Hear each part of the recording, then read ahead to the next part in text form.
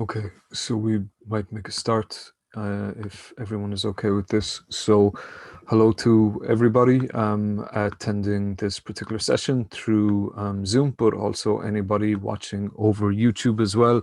You're very welcome. And as always, thank you very much for taking the time to come along to the session today.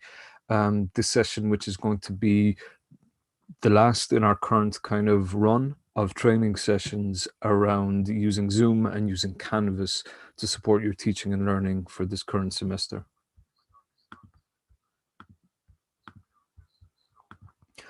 So the session today will be looking at using Zoom for feedback.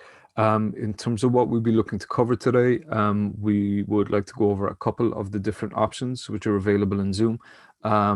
In terms of being able to facilitate feedback, we're going to be looking at polls, which is a useful feature within Zoom, which you can potentially use as a means of, I suppose, gauging interest or getting information or feedback back from students within a Zoom session, although it does take a little bit of setup beforehand. We're going to look at one or two third-party applications, which can be very useful for getting feedback, and that can be done within a Zoom session or outside of a Zoom session. And finally, we're going to look at some tips just in terms of, I guess, getting feedback from students within a Zoom session, or how you can facilitate that or approach that within a live session. And finally, at the end, time allowing, we'll have some time for Q&As and to maybe try and answer any questions anybody would have. So as always, if you are joining us through Zoom, please feel free to use the Q&A feature to ask any questions. And if you're joining us over YouTube, please do use the live chat to ask any questions, and we'll be keeping an eye on both in order to support this session as best we can. So I suppose within Zoom or within any kind of online class, I suppose getting feedback from students, kind of getting engagement from students needs maybe a bit more effort or a bit more planning than inviting a face-to-face session. And this is something which we've mentioned before, but I guess all of the non-verbal kind of communication cues that we might have kind of in a live classroom when we're kind of face-to-face with each other, people opening their mouth, people taking in breaths, people kind of raising their hands. For the most part, those don't really function the same within an online environment. So feedback within the Zoom environment or with any live online class is certainly not impossible, and it can be no less rewarding or no less effective than in a face-to-face session. But generally, it maybe just needs a little bit more planning and a little bit more preparation to make it work. So one of the main features within Zoom, which can be used for getting feedback from students, is the chat. So the chat within Zoom is a button which is available in the Zoom menu at the bottom of the screen for our anyone joining us through Zoom. I've just opened up the chat area and put in a message. So I'd appreciate it if you could maybe put in a message back. Just to, I suppose, just for the sake of using it. But the chat feature is probably one of the most accessible tools within Zoom for providing feedback or getting feedback from students. The benefit of the chat area is essentially just it's an immediate means of students being able to kind of provide you with feedback. Of course, you can allow students to turn on their microphones and videos and to speak using that. But for the most part, there can be a general reluctance within online environments for people to use that feature. And there can be technical complications just in terms of, I guess, unless a student has very methodically and very carefully kind of set up their microphone and their speaker beforehand, then there can be technical difficulties in them being able to turn on their mic and being able to speak. So the chat feature can be very kind of useful just as a means to very quickly and immediately ask questions and get feedback. And the only difficulty with the chat feature, I guess, with respect to that, is that because it's kind of chat based, because people are typing instead of talking, generally answers within chat tend to be quite short and quite kind of to the point.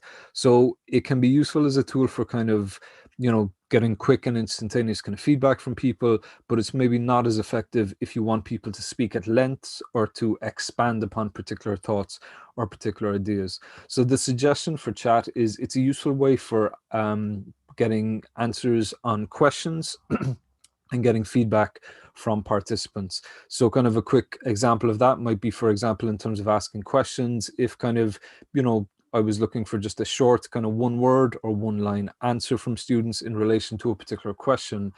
For example, can anybody give me an example of this? Or has anybody come across something similar within their own experience before? It's a useful way for getting those kind of responses from students. In terms of getting feedback, probably one of the most obvious kind of ways that the chat can be used to get feedback from students is simply to ask, does everybody understand that? Is anybody unclear on anything that I've mentioned there? And if so, please put it into the chat area. One element as well, maybe to bear in mind just when using the chat, is that it does require a small bit of patience. Generally, if people are typing in, certainly it's something that I do, I tend to type something, reread it, get anxious, and then have to retype it or have to reword it. So what I would recommend if using the chat is that if you do ask students to put something into the chat, that you give them a little bit of time just to kind of complete their answers, or to provide a little bit of time just to provide the information in maybe a way that they're comfortable with. What the chat can be very useful for is as a means of kind of opening up the floor, or opening up the room, I should say, to people turning on their microphone. So what I would very often do within my own classes is I might, for example, ask, does anyone have any examples of this, or has anyone experienced something like this in their own life? Or, for example, is there anything anybody's unclear on? And depending on what students put down, for example, if one student identifies there was something they're not clear on, I might then ask them and only them to turn on their microphone and to just speak into the mic in order to give me feedback. Or for example, if a student says, oh, I've come across something like that before from last year, from last semester, I might ask them to turn on their mic and talk a little bit to it.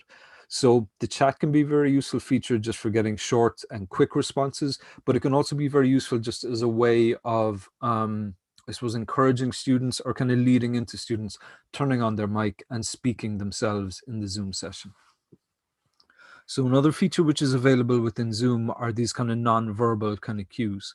So within the participants area, as you can see over there on the right-hand side of the screen, at the base of that area, from a student perspective, there are a number of non-verbal cues which are available to students. So for example, yes, no, go slower, go faster, so on and so forth.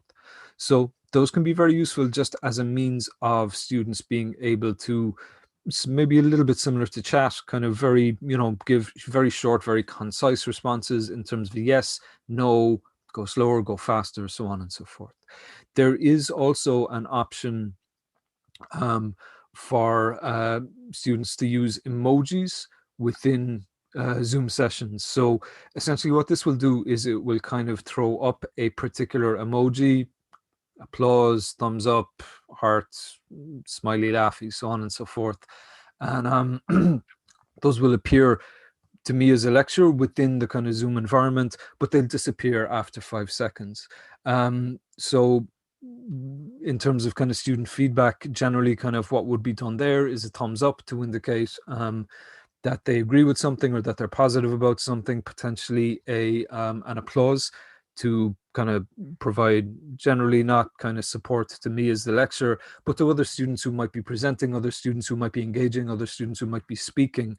I haven't come across many uses of people sending me hearts or people sending me crying, laughing kind of faces. So generally kind of the emoji feature is something, or the reaction feature as it's called in Zoom, is something which is used primarily just for kind of positive feedback or positive reinforcement. In terms of the nonverbal cues, the yes, no, go slower, go faster, as I mentioned, there's maybe a little difference between those, the use of those, or people typing in yes or no into the chat area. But where those nonverbal features can be very useful is just as a very, very short, very, very informal poll. So if I just wanted to, for example, gauge at a at a glance, at a very, very broad level, whether students were in agreement or in disagreement about something, what I might potentially do is I might ask students to use the nonverbal cues in order to give me an idea of, okay, do you agree with this? Do you not agree with this? And when students, maybe just for the benefit of our Zoom attendees, um, when students when students provide that kind of feedback, what they what that can, within the participants window, what that will give me is each of those yes or no icons, for example, will appear to the right of the student's name. So if I just wanted to very quickly gauge if students are in agreement or in disagreement with something, I could ask them to do that, to give me a yes or give me a no. And by doing so, it gives me just at a glance a very quick overview of, which students have selected the yes option and which students have selected the no option. So that can be very just a quick and easy way of maybe getting a excuse me, of getting a kind of a feel for whether students agree with me or disagree with me on a particular topic. In terms of the reaction emojis, those can be very useful, and they can be kind of a bit of fun and a bit of novelty, which is not necessarily a bad thing at all in terms of live sessions. But if students use them kind of excessively, they can be quite distracting because they will appear on my screen and they will, I suppose, kind of take my attention away from what I'm using. Now we have a couple of tips later on, just looking at kind of how all these different tools could or should be used. But I guess one thing which might be worth kind of identifying is if you do feel that students are beginning to use those reaction emojis out of turn, then, or, excessively, then you're well within your rights to say, okay, please don't use those anymore. But I guess, and this is something which we'll cover in the session in a small bit, probably the biggest thing in terms of any of these tools which we're covering today is really to communicate your expectation and to communicate to students which tools you want them to use. And by doing so, you then kind of are able to get some bit of a handle on what students will be using or will not be using in the class. So another feature which is available within a Zoom environment, which can be used to gather feedback, is the polls feature.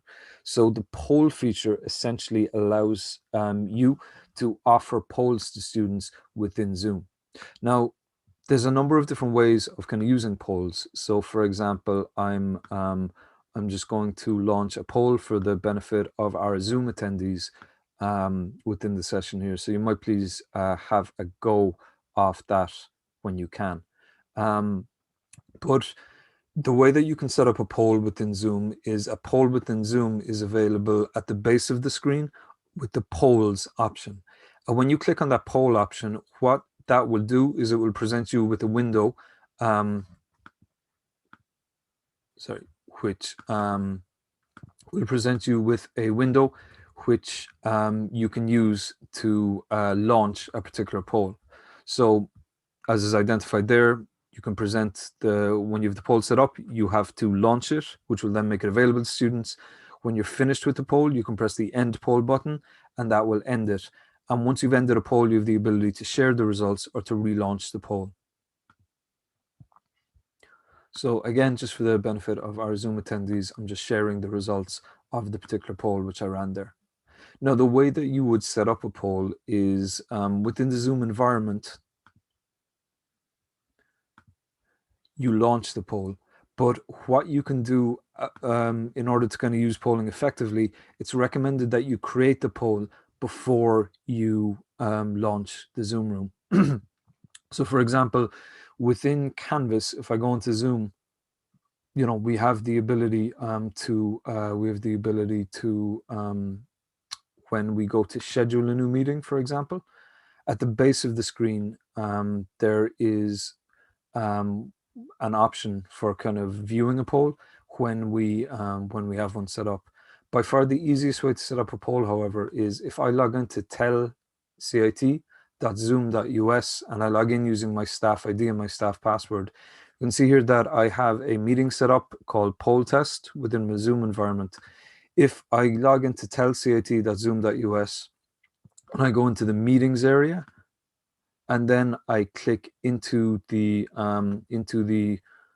meeting in question. So for example, upcoming meeting, poll test. If I click into that, what I can do within this environment is at the base of the screen, there is an option to add a poll. Now I've already got one set up, but if I did want to add a poll, let's say before the session, I simply click on the add button. And what this will do then is it will allow me to set up this poll, which I can then launch when I start this, this Zoom class, this poll test class. So if we click on the add button, it will present me with a pop-up like this. So the first thing to do is to enter a poll title for the poll. Now the title for the poll is really just, it's only kind of what will be displayed to you. So the question for the poll goes in here and the title for the poll goes in here. But to be honest, what I usually do is I usually set the title and the question to be the same thing. So who is the President of Ireland?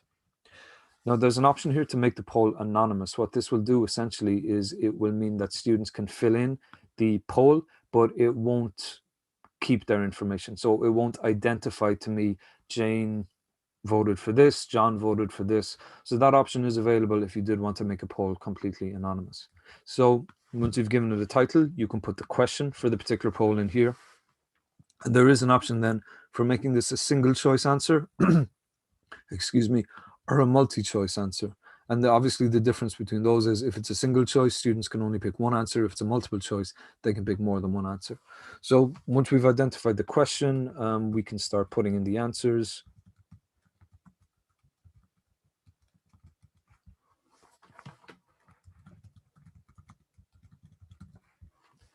When we're happy with all of that, if I want to, I can add an additional question. So if I want to add in another question to this particular poll, I can do so. Otherwise, we simply press save. And that then is saved within, I suppose, the indication or the kind of the details for this particular Zoom session. If I go back into Canvas and I start this session, that poll will be available for me inside there.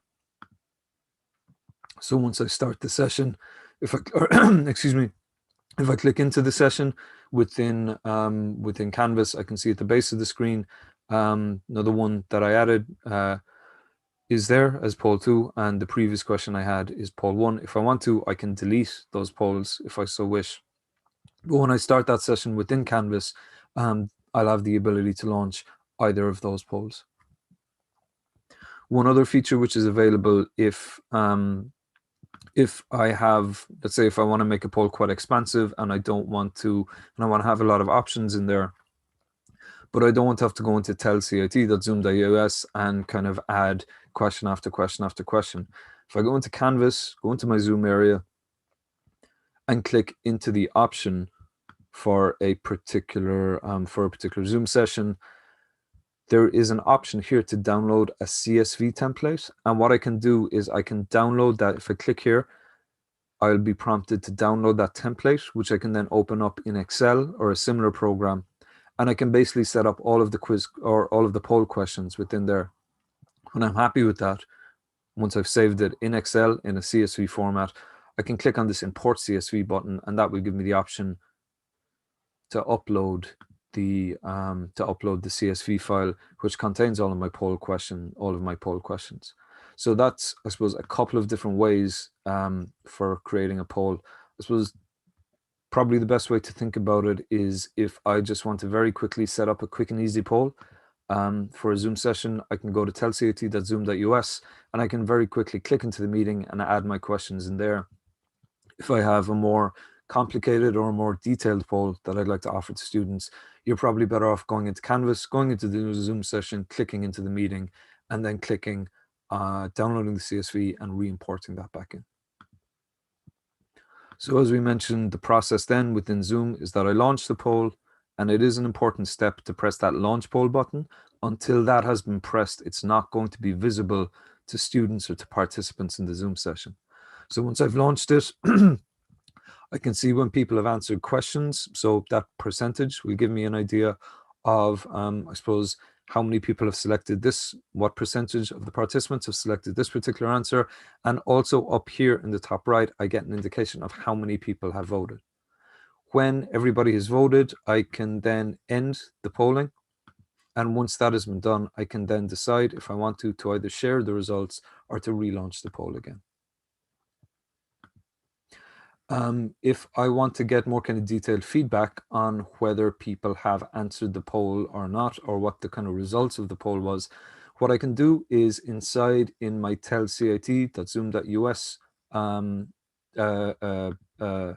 area, what I can do is in the menu on the left-hand side, I can go into the meeting area and I can click into, I suppose this would be more so for sessions which have concluded. But if I click into the previous meetings which I've had, I can view the poll reports for those particular sessions.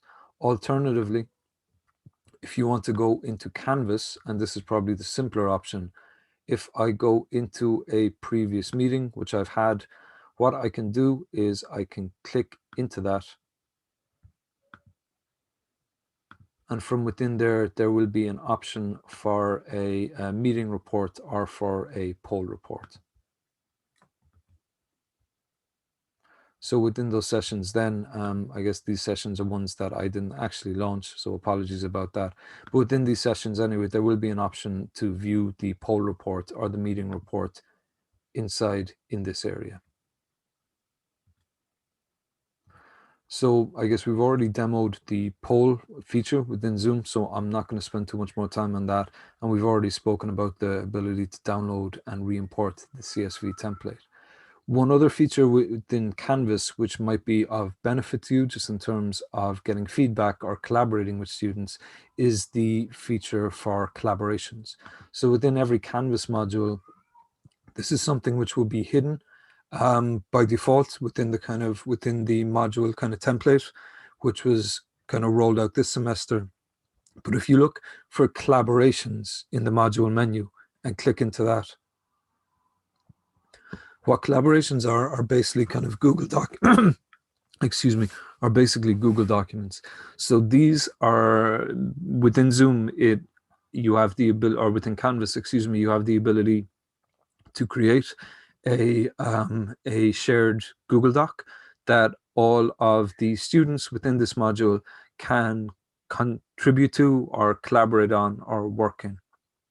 So if I click into the collaborations area, what I will be able to do is click up here in the top right corner for start a new collaboration button. And if I click into this, I'll have the option to identify which bit of software I want to use. For the moment, Google Docs would be the only option. And what I can do then is I can give the document a title. So let's say Q&A about assessment 1. So any questions you have on assessment 1. Now, this is just one example I'm given, but obviously you could kind of use this for whatever kind of collaboration purposes you want. It could be something which students can use to share with each other, or where students kind of give you feedback on a particular kind of piece of writing or document that you make available to them. It could be something which students use to collaboratively develop a particular document, like, for example, a learning contract or something similar. Once I have information for both of these, I have the ability to add individual users to this particular collaboration. Or if I want to, I can add a group by clicking into the group tab area here. When I click on the red Start Collaborating button here, what that will do is it will open up Google Docs.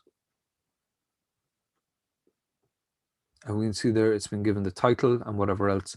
And within the Canvas environment, then you can see the collaborations which are listed here, the title, with the description that I've given them, so on and so forth. And by clicking into that, students and yourself will be able to access the Google Doc collaboration which have been set up.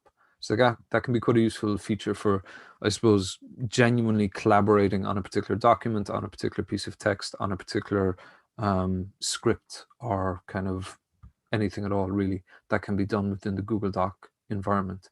If I want to get rid of any of these, I can simply click on the bin icon there, or I can edit it, but that would simply just allow me to change the title, the description, and the people who have access to it. Now, where collaborations can be useful, maybe more specifically for students working in groups, is if I go into people and I click into the project groups area. So let's say that I have a couple of different groups set up here, as is the case here with project group 1.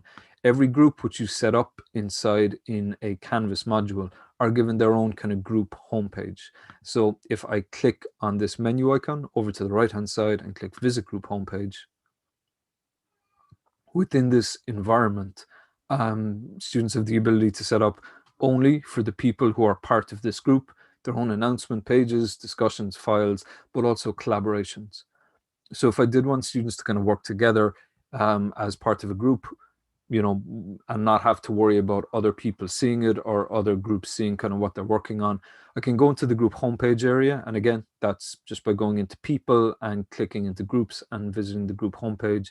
And from within there, students can set up their own collaborations, and they can they'll only have the ability to add the people within this particular group.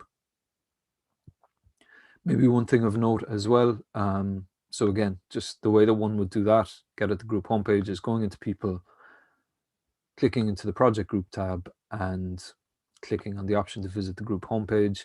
If you do want to use collaborations, again, one thing maybe of note is that by default it is hidden in the module menu. So if I go into settings and if I go into the navigation tab, what I can do is I can simply grab and drag collaborations up here.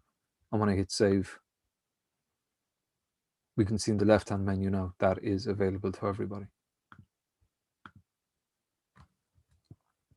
Third-party tools then, which can be useful, I suppose there's any number of them available within the environment. And I guess, speaking frankly, it really is what you would like to use within Canvas for collaboration. Discussion groups can be a very useful area for collaboration, as can chat, as can, any kind of as can the collaboration area, and even the units area, if you so wish. One quite useful tool which is available, however, is Kahoot, which some of you may have heard of already. So Kahoot essentially is a way of offering quick and they certainly kind of sell it as fun, formative activities. So Kahoot is a way of offering short and kind of to the point and competitive kind of formative assessments. So it lets you generate short quizzes, and students then will be able to see the questions which are being presented on screen, on, for example, my screen, and they can then answer the questions or respond to the questions either on their phone or else on their own kind of browser window.